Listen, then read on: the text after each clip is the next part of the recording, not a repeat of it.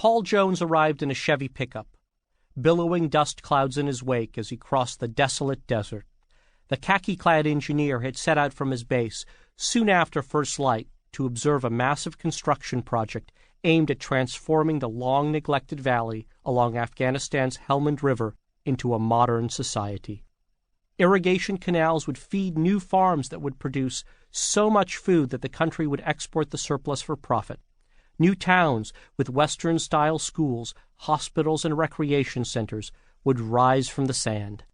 So too would factories fed by electricity from a generator at a dam upriver. Jones had witnessed a similar metamorphosis near his house on the outskirts of Sacramento, and he was certain it could be duplicated on the moonscape of southern Afghanistan.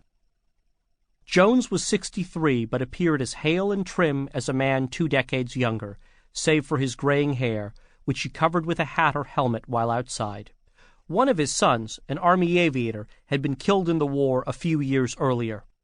His wife, who remained at the family home, could not fathom why he wanted to embrace a hardscrabble existence halfway around the world. He had been indecisive, despite his employer's urging, until he heard a preacher on an AM radio station out of Modesto. Go into a far country, a strange land, inhabited by a different people. Let God within you point the way. So he let himself be lured by the prospect of adventure and altruism. His country and his employer, the construction firm Morrison Knudsen, were doing something grand and noble. He wanted to be a part of it. The year was 1951. Before he departed the United States, his boss told him that the company's first residential project, encompassing 16,000 acres, must be completed at once. The Afghan government had promised new settlers who had begun traveling west and south to Helmand on meandering camel trains that they would be able to farm irrigated fields within 60 days, but surveyors had not yet finished apportioning the plots, and construction crews had not even begun to dig the canals. To oversee the work, Jones had to leave his comfortable base, which had whitewashed barracks, a weekly movie night, and food that he reckoned could compete with the best restaurants in San Francisco, whipped up by Afghans who had been trained by Americans in Kabul. One recent menu had featured steak, fried potatoes, fresh chard, and canned pineapple. There were even cans of Pabst Blue Ribbon beer to slug back at the end of the day. Almost everything at the base had been sent by sea from California or Oregon and then trucked for 600 miles from Karachi. Plans drafted by his fellow engineers specified that the first settlement be divided into 4 villages spaced exactly 4 miles apart. Each would have 120 identical, single-story, multi-family dwellings in long rows.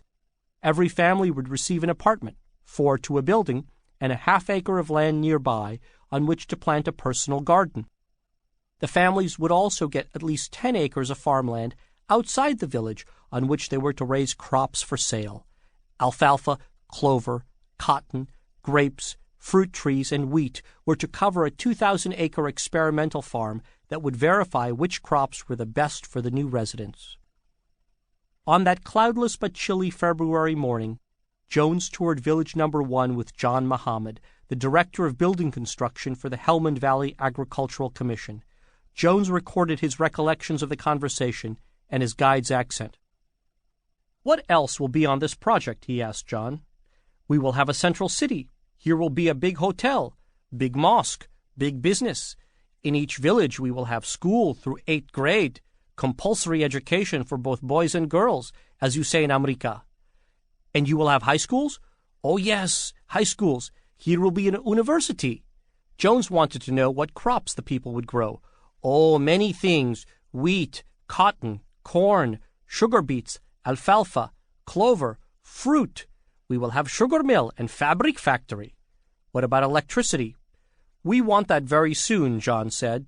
"We will have hospitals. We will have sports area in each village." "How long will it take to get going on these things, John?" "Maybe 10 to 15 years. That will be marvelous." As Jones watched Afghan laborers toiling under American supervision, he came to share John's enthusiasm. A modern Afghanistan would soon rise from centuries of conflict and neglect. He was certain he was witnessing the beginning of a new civilization.